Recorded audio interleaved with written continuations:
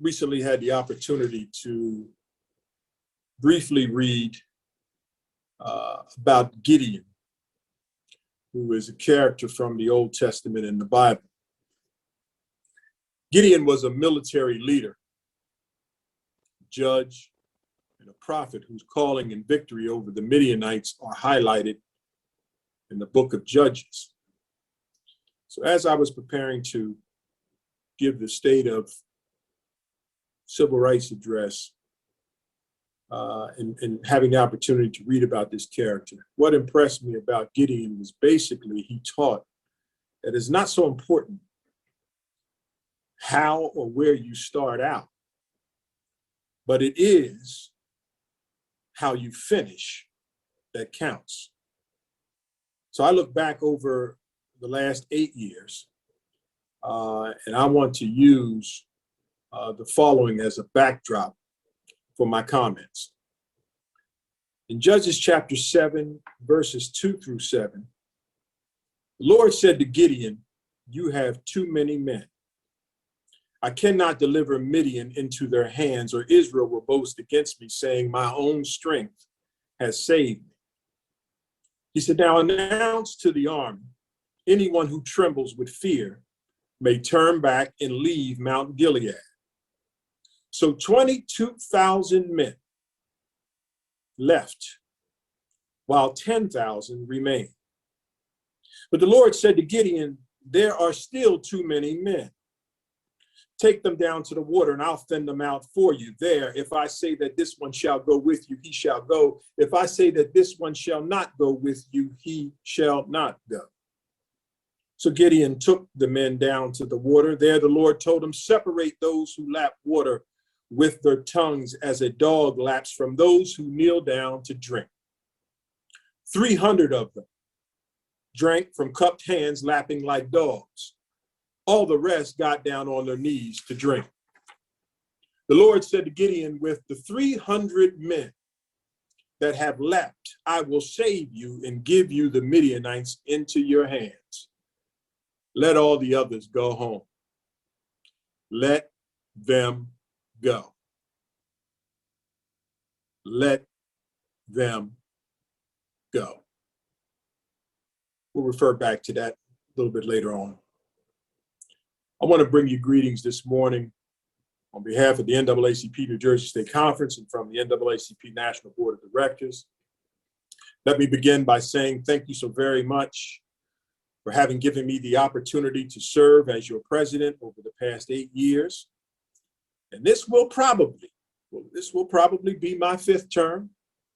And yes, this very probably could be the last time that I pursue the presidency of the NAACP New Jersey State Conference. It's a responsibility that I have taken and I take very seriously. I say without hesitation or fear of equivocation that over the past 8 years, you have chosen a phenomenal leadership team, those who have stood with me and has aided us in our continued progress, our continued teamwork, mutual respect. Their efforts have been commendable. I personally would like to thank and commend our Convention Planning Committee Chairperson, Jersey State Conference 2nd Vice President Crystal Charlie Sibley, and her committee for their hard work and commitment. I want to thank our tech team that's headed by none other than Marcus Sibley and Rochelle Lee for again ensuring that this virtual experience will be as seamless as possible. Thank you, delegates, leaders, partners, and friends for taking this time to reaffirm your commitment to civil rights, human rights, and social justice.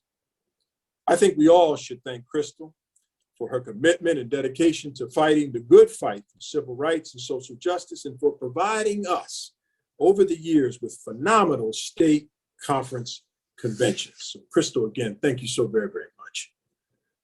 You know, my brothers and sisters, there is not a man or a woman under the hearing of my voice that can say that sometimes, just sometimes, it's nice to hear that somebody appreciates you. Now, what I just did was I edified her. I lifted her and her committee up. I lifted them up.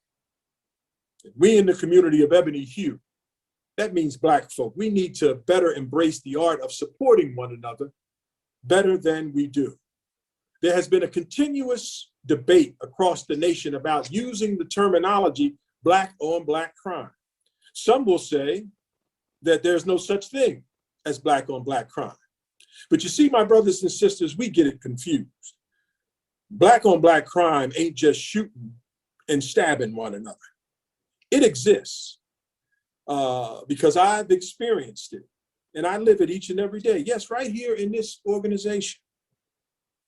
When we don't support each other, it's Black on Black crime. When we undercut one another's leadership because our style is different from theirs, it's Black on Black crime. When we downplay one another's contributions, it's Black on Black crime. And when we make up lies and misrepresent one another's reputation, it's Black on Black crime. Black on Black crime is alive and it is well. And that's an in-house problem that we as Black men and Black women must address. It's the perpetuation of the Willie Lynch syndrome. It's because we still, in many ways, are mental slaves. It was my favorite artist, Bob Marley, who said, "Emancipate yourself from mental slavery. None but ourselves can free our minds." It's tight, but it's right. I heard Minister Farrakhan once talk about this thing we call envy. Envy. He said envy is a disease of the heart that is so rotten that even if you're envious of a person, you would rather see something fail. If you are envious of an individual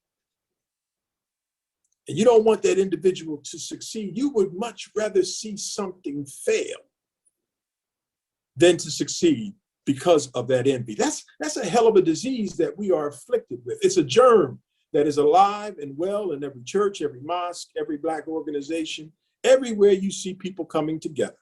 I'm talking about Black people.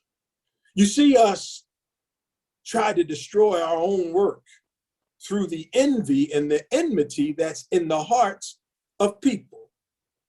He went even further and he said, study the white man. He says, the white man's successful. He makes no excuse for his failures and they work together in a collective way, and we should do the same.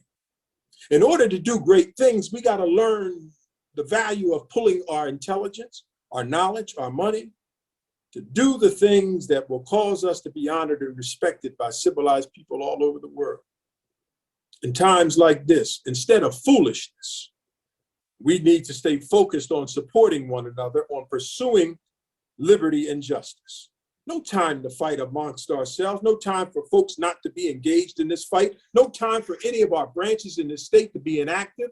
They need to function and function as they're called to function because we need them in order to do this work. My brothers and sisters, we must maximize our talents, our communities, build the troops, and bring in young people. Every leader should be focusing on his or her succession plan that passes the torch to someone younger than ourselves, as I'm preparing for that myself. Anything that's living produces. And if you're not producing, more often than not, you're dead. So let's put down the foolishness and pick up faith. Stand for what's right, stand for justice, stand for love. And when you've done all you know to do, just stand. So we must continue to talk to each other, work arm in arm with one another, pray for one another, and let each other know that we got one another's back. This is not personal, it's business. And we must be about the business of this organization. It's funny, we seem more often than not to like and love our leaders when they're dead than when they are alive. Historically, we loved Martin King and Malcolm X and Medgar Evers and Marcus Garvey. We celebrate their birthdays or their holiday. We'll wear a t-shirt with their picture on it or hang a photograph in our homes. But truth be told, that when they were alive, when Dr. King was alive, everybody didn't love him. They kicked his back in the same way we do each other today. Let's keep it real.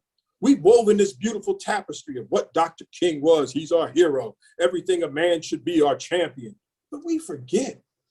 Oh, we forget Some of our own folk called him and other civil rights champions troublemakers, rebel rousers, radicals, sellouts, hung their names out like dirty signboards, the same way we do today. There were many Black churches, many of our own pulpits where Dr. King couldn't go, and that's a fact. So we must do better by those who are sticking their neck out on the front lines each and every day fighting for us. We put our own in leadership positions so we can immediately begin to tear them down. We don't want to be in the leadership position, but we want to tell others who are doing the work how to do it. We're so unappreciative. Gideon reminds us, it's not how you start, but it's how you finish. Recently, in a meeting with the former lead executive at the Assembly Majority Office in the State House in Trenton, this gentleman said that the NAACP, New Jersey State Conference, is now carrying a big stick. And he said we need to use that stick wisely. He said we have a presence and we have had an impact on policy like never before. Our brothers and sisters, that statement alone is verification that teamwork makes the dream work. In this fight, this 8-year span, we've gone from chaos to cooperation, and we have turned obstacles into opportunities without having everybody on board. No, we unfortunately still have those that have the meeting before the meeting and the meeting after the meeting, not talking about how they can help, but more so about how they can be disruptive. Yes, they're still around, but powerless. My mom always said, baby, whenever you throw a picnic, you're always going to have ants. Denzel Washington once said when receiving an award, he said that small minds discuss other people, gossip. Good minds discuss events. He said, but great minds discuss ideas. Gideon says, it's not where you start, but where you finish. Here in New Jersey, your leadership have set goals and we ultimately made goals a reality, but there's still much work to be done. We now have a heightened sense of expectancy for what lies ahead. We will stay true to the NAACP mission, and we will continue to fight the good fight for civil rights, social justice with an intensity and voraciousness that is second to none. We will together, those of us who are sincere about the work, we will continue to expand our sphere of influence in upholding justice and promoting equality across the state of New Jersey. There remains much work to be done, and we are up to the task. Many of us are. But for anyone who may ask, what has the NAACP New Jersey Conference done, whether that question is coming from you or someone outside this organization, ask them, where are you? Or rather, ask them, where were you? Where were you when the leadership team established an office in the state's capital? Where were you when we hired paid staff to work in that office? Where were you when we reestablished the integrity and professionalism of the NAACP, not only in New Jersey, but in Region 2, and regained the respect of our leadership at the national office? Where were you when we built a broader governmental presence, lobbying elected officials on both sides of the aisle? Where were you when we passed bail reform? The Opportunity to Compete Act, better known as the Ban the Box bill. Where were you when we passed the dash cam bill, refunded EOF, had input on Attorney General directives? Where were you when we sued former Governor Chris Christie and won a settlement agreement in the Sandy Relief civil rights case? Where were you when we passed parole reform, the independent prosecutor bill, racial and ethnic impact bill, helped the Republican form the Innocence Commission? And oh yes, where were you when we put 83,000 men and women back on the voting rolls by passing the historic Voting Rights Restoration Bill? Where were you when we became founding members of New Jersey United for Marijuana Reform and was the catalyst to put an end to the failed war on drugs that has devastated our communities? That's right. legalization of recreational marijuana. But it doesn't end there.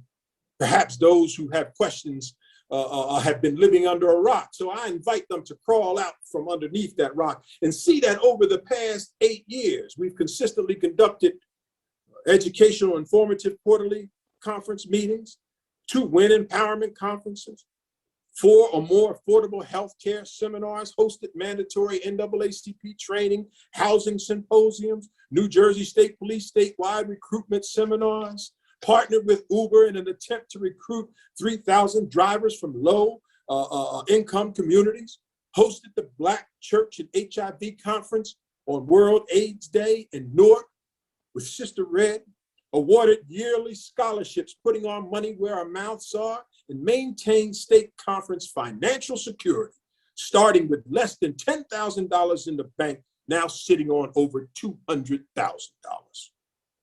Ask them. Ask the critics, where were you when our legal redress chairman formed the Social Justice Institute, where we engage and train interns from Rutgers, Camden, and Rowan University?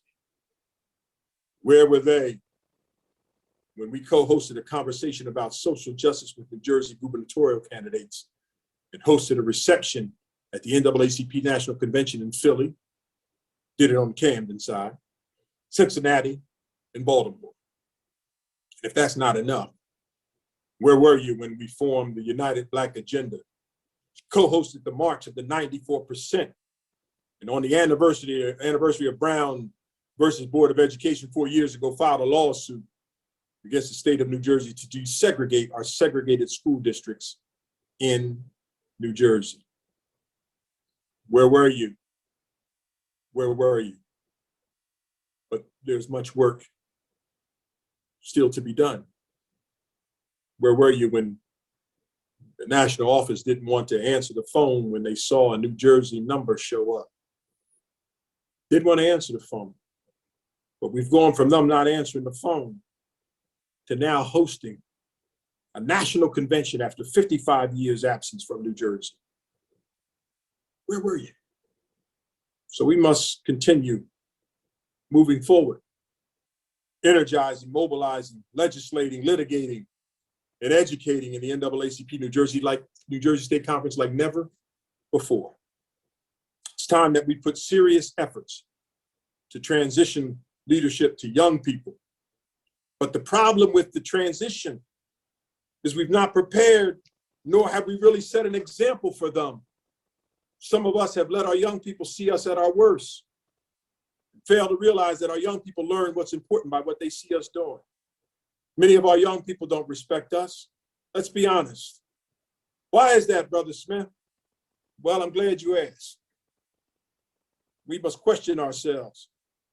Adults, as to the example we've set for our young people, have they seen us fighting, backbiting, being disrespectful, inconsistent, unreliable, unaccountable, unresponsible? The old saying is, we have to watch our thoughts. They become our words. They say, watch our words, they become our actions. Watch our actions, they become our habits. Watch our habits, they become our character. And watch our character, it becomes our destiny. We need to assemble a bad army of Black men and women, soldiers, if we are going to be successful. In the text that I read to you at the beginning of my presentation, Gideon started out with 32,000 men. 32,000 men. 22,000 fearful men left Gideon. 22,000 left. 22,000 men who were just making noise, but didn't have the heart for what he was trying to do. We experienced this in our movement of the 94%. When the heat was on, the United Black Agenda to lighten up on the governor and to not do that rally that we did in Newark, we had some scared defectors. But like Gideon, we didn't argue with them. We didn't rebuke them. We didn't try to change them. Like Gideon, we let them go. My brothers and sisters, this is not a fight for the fearful. You cannot convert the fearful, our internal detractors, to the faithful.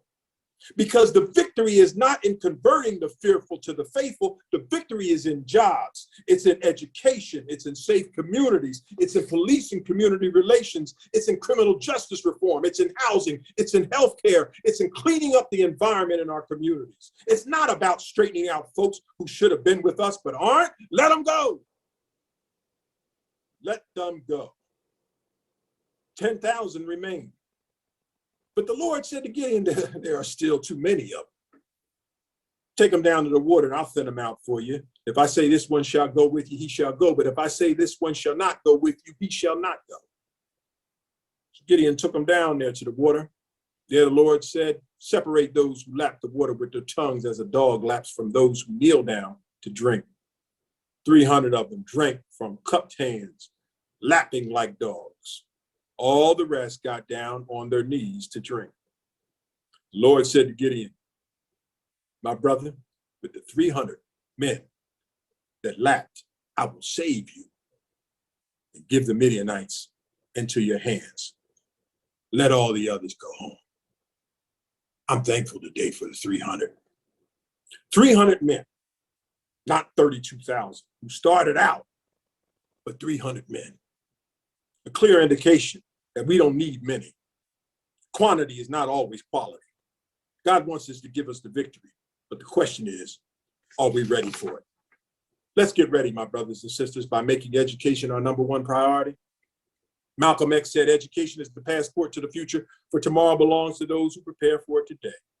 We cannot allow our children's minds, the most precious commodity we have, to suffer. We got to get our priorities straight.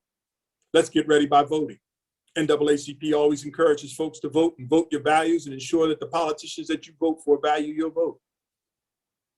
Call your elected officials and tell them to support the legislation we are fighting for. Pick up the phone. Pick up the phone. It's not that hard. In all honesty, we've got most of the legislation passed without most of you picking up the phone. But please, pick up the phone, make the call. We need to hold all elected officials accountable, regardless of who they are, white, black, and Hispanic. The future does not belong to white America. The future belongs to us. We got to vote. I love the quote that says, choosing not to vote isn't rebellion, it's surrender. It's a shame that year in and year out, the same branches that blame everybody else for their problems, the same branches who cry about their elected leadership cannot mount a viable GOTV program that registers, educates, energizes, and mobilizes those they supposedly serve to the polls. I've said it and I'll say it again. Showing up at a rally on a Saturday or standing outside with some handwritten signs is great. But if you're not at a school board meeting, a city council meeting, a county commissioners meeting, or the state house on Monday, all you did was have a get together. We are in the position to determine who goes to the White House and who stays in the doghouse. We are the ones who have that power.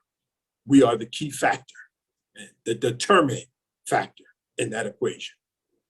Lastly, we need to train our young brothers and sisters to become the new leadership of this age. Embrace our young folks, our youth, and our college division. Sis Maisha Aziz, who has done a phenomenal job, already doubled our compliant youth and college branches from 6 to 12. But she needs help. She needs our help. We need to support Yolanda Melville, our national president for Next Gen. We need their energy, we need their passion, we need their vision, their ideas. We need Crystal Charlie Sibley, we need Marcus Sibley, Michelle Lee, Samantha Whitfield, Alex Bland, and all of our youth and college leadership. The list goes on and on. We need them to be the healing agents of our national world transformation, and future spiritual and economic salvation.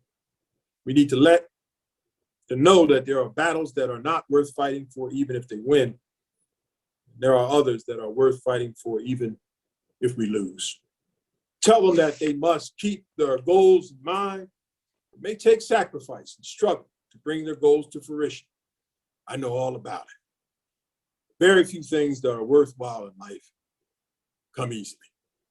Remember that in fighting for what they believe in, what we believe in, we're fighting for a better world. We are using our limited time on this earth to make a difference by taking some ordinary steps to get involved, we can accomplish extraordinary things and bring about extraordinary results. Each of us must use the unique talents we have, all been given by God, to make a contribution, to make our communities, our state, our country, and our world a better place in which to live. While it is true that one person cannot do everything, no, they can't, but there is something for each of us to do, to fight for, and to believe in. We must no longer be accepting of the things we cannot change, but rather have the mindset that we are going to change the things that we cannot accept. Protest peacefully, my brothers and sisters, demand persistently, fight politically. Gideon said, it's not where we started, but it's about where we finish. State of civil rights in New Jersey is strong. Do your part. Do your part and make it stronger. Thank you, NAACP New Jersey State Conference, and God bless you, and God bless your families. Enjoy the rest of the day. Thank you so much, President Smith, for that rousing address and bringing us over the last 8 years as we get ready to go into yet another administration. Thank you for your leadership. Thank you for the encouraging words. And thank you for recognizing the young leaders in the organization, because if we do not continue to embrace young leadership, our historical organization will become just that, history. So thank you very, very much for that. At this time, I'm going to turn it back over to our tech team. And so we're going to continue to get things moving forward. Thank you. Thank you so much, Madam Convention Chair. And really quickly, before we move on, I would just like to make something, announce something to our membership and everyone who is attending today. On July 5th, there was a protest in Mount Laurel, New Jersey, where there was a very racist incident and went viral. It's a really big deal. And we were on the ground. Southern Burlington was on the ground with Gloucester County, as well as some Willingboro, NAACP as well. But what a lot of people didn't know is while we were on the ground speaking to the police chief and the prosecutor and having that connection and making moves, President Smith was on the phone with the Attorney General's office. So as President Smith is speaking to the Attorney General's office, they're relaying information to the prosecutor, and that's how we were able to get that gentleman arrested. So I just want to point that out. There's so many things that President Smith does behind the scenes, and we appreciate him for all the work that he does. But as he pointed out, it is our job on the local level to make sure we're doing our job so he has leverage when he's speaking in Trenton and so on and so forth. So again, thank you so much to President Smith for the wonderful work that you do. We appreciate your leadership, and we thank you so much.